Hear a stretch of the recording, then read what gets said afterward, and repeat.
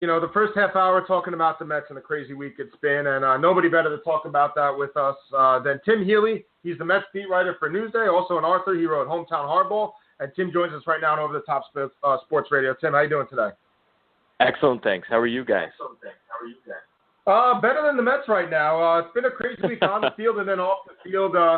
Yesterday, obviously, the big news is Matt Harvey being asked to go to the minors. He refused, and then he was DFA'd. So I guess, was this something that you saw coming when he went to the bullpen?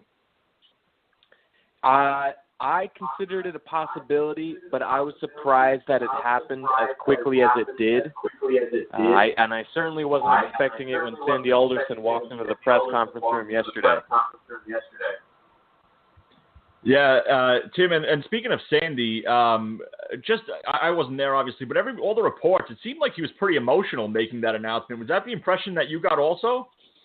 I didn't quite read it as emotional.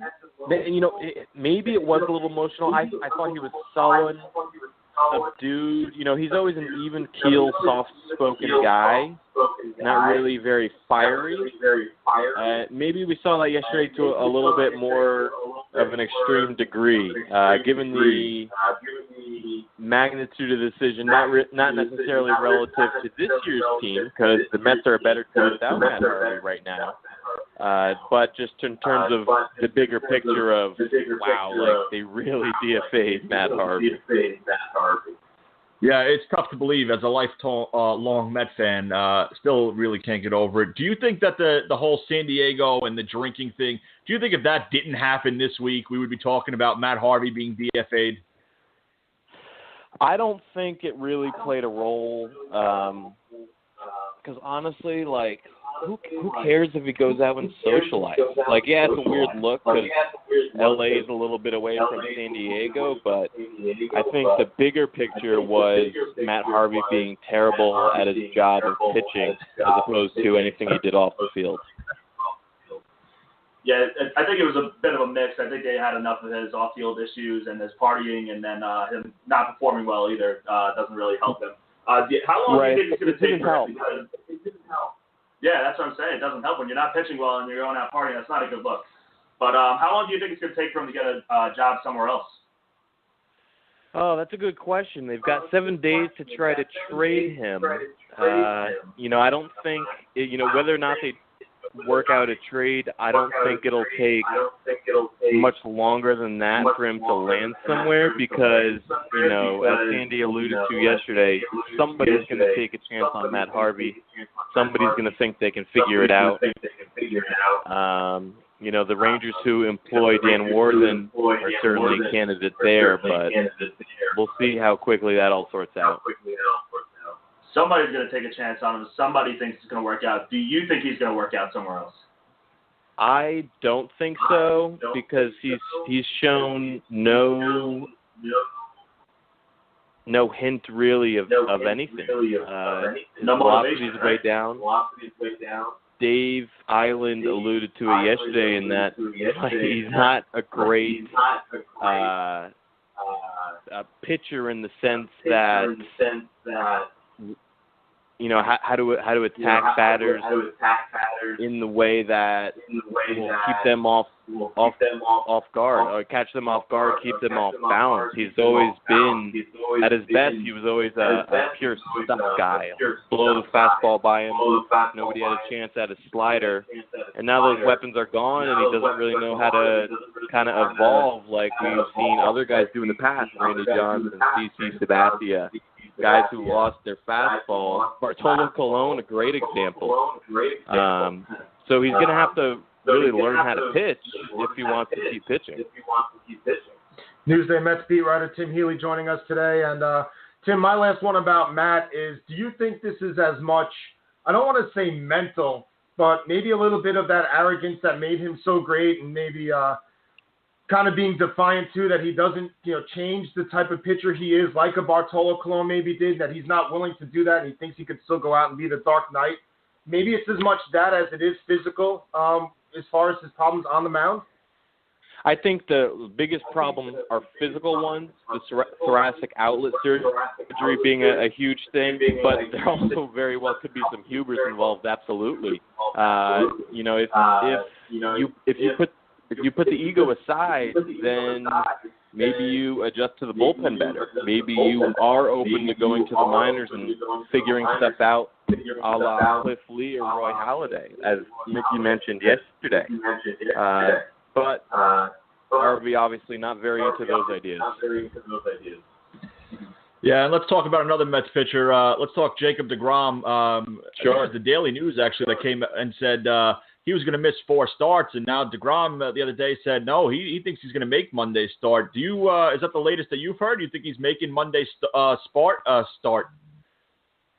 As of this moment, I expect him to make Monday's start, but if they opt to be cautious and have him skip it, that wouldn't surprise me at all. Given the off day Thursday, deGrom could go on the DL and come back for his next start right on turn and not miss anything more except Monday's start, where it would be easy enough to get a spot starter in there. The Mets got off to a great start, and now they're... Sorry, go ahead. No, that was it. Okay, so the Mets got off to a great start, and now they're really struggling, and we're starting to believe this is more of the Mets team we're probably going to see down the road. Do you think, by any chance, they're going to be sellers at the deadline, and who could they really get rid of on this team as a trade piece? I think they're going to be, my expectation coming into the season was if the Mets are healthy, they can be in the thick of the wild card race. And of course, for the first, 12 to 14 games, when they were 10 games over 500, that's not who the Mets were. And since then, they've been pretty bad, and this is probably not who the Mets were. But if you smush those two stretches together, you probably get a pretty decent picture of who the Mets are in reality, and that's an average to slightly above average team. Yeah, I was going to say, they weren't as good as the 11-1 team, but they're also not as bad as the team that, lost 3 games to the Braves 21-3 and has had so much trouble. So you would think that they're somewhere in the middle. But what are they going to do at catcher? Because this is something that I feel like needs to change if they want to be that team in the middle that does compete for one of the wild card spots in the NL. Yeah, well, for now the plan is to happens when Kevin Plawecki comes back. That was supposed to be this week or next week. He's developing slower than they hoped and expected, so who knows when that's going to be. But I look at it this way. Let's say Plawecki comes back by mid-May, maybe a little later. That gives the Mets 2 months, a little more than 2 months, to look at how their team looks with Kevin Plawecki as the everyday or near everyday catcher. And if they like how that looks, great. And if they don't like how it looks, they'll have time to, address that before the trade deadline. But Tim, last night we saw right now, there aren't exactly a lot of, attractive external options out there. Yeah, I agree with you. They're really in a tough spot, and we've read what they want. The Marlins want for Real Muto, and that's just not happening as a realistic Met fan. Last night we saw Jay Bruce get his first start at first base. Is this something that you expect to see more often now? Agon on the bench just to get Nimmo's bat in the lineup, who you could argue has probably been the best on-base guy for the Mets this year. Yeah. Certainly the best on-base guy, minimum 30 plate appearances or whatever Nimmo has. But yeah, I expect to see Bruce at first base probably, a solid one time a week, say, maybe twice, depending on how many right-handed starters they face during a given stretch. But he showed yesterday that sometimes he can flub a difficult play, like that bloop down the right field line to open the game, and sometimes he'll make a difficult play, like that diving stop in the third. So at first base, it's no mystery. You're gonna get what you're gonna get from Bruce, but if it means you can get Nimmo in there or you can get Juan Lagares and get Glove in there, then that's probably a net gain. And Tim, we're seeing another day off for Conforto, which was obviously scheduled, but he's really in just such a slump right now. What do you do there? Do you think, do you send him down to try and get some, more at-bats playing every day? Do you think he came back too soon from that shoulder injury?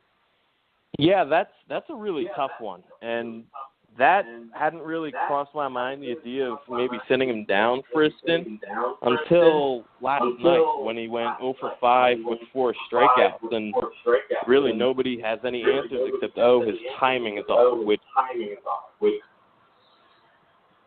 back. And listen, I'm sorry, Tim, go ahead.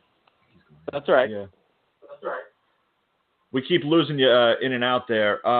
I just wanted to also ask you about Todd Frazier and his presence with the clubhouse. The salt and pepper thing is hilarious as a Met fan, and it just seems like after last year with maybe not the best clubhouse, as Jay Bruce put it in the papers, it seems like the clubhouse now is pretty good. Yeah, the guys seem to be having fun. And when you can show up to work and enjoy yourself, you're probably always going to be more productive. But the vibe is a good one. One of the reasons they brought Todd Frazier in was because of that off-the-field presence, that veteran presence, keeping guys honest, keeping guys loose. And that's definitely paid off so far. And last one from me, Tim. You saw the Braves and those young guys here this week for a couple games. Now, I'm a Braves fan, so that's why I'm asking. But your impressions of these guys, and do they have any staying power this year to maybe compete for one of those wild card spots in the NL? Well, first off, the Braves and their young guys are very impressive. When you mix in guys, let me put it this way. When you can bat Ender Inciarte last and then start off with Albies and Acuna, then that's a heck of a start to a lineup. And then you got Freddie Freeman still in there. So, I, until this week, considered the Braves' hot start just a fluke. Now I'm reconsidering that a little bit because they do look very good. But we're only a week into, not even a week into the second month of the season, so I'm not completely sold on them yet in terms of 2018 staying power. But regardless, their future is very bright.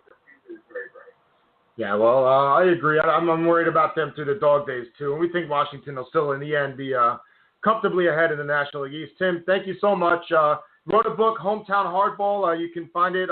We'll post a link for it on our Twitter page. And, what just went into that writing that book? I mean, from minor league baseball and bus rides to basically working in New York City covering, a New York sports baseball team. Sure. Well, the idea of the book was to serve as sort of a written guide to all the minor league ballparks in the Northeast, that being New England plus New York, New Jersey, Pennsylvania. So there's 27 chapters on 27 affiliated minor league teams and ballparks. So hopefully that's a fun little guide for folks who are interested in minor league baseball in the area. It sort of lends itself to my job now because the Mets, for example, have Binghamton team, they have a Brooklyn team, and those are two of the many teams involved in the book. Well, it sounds interesting, and we'll definitely take a look at it. And thank you so much for joining us. We'll post a link up. Hopefully some of our listeners want to take a look at it too and help you out. And we hope to talk to you soon, Tim. Thank you so much for joining us today. Thank you, guys. I appreciate it. Thank you. Tim Healey. Let's go Mets, Tim. Tim Healey, New York Mets, beat writer for Newsday. And just another glimpse into that clubhouse, into the Mets team.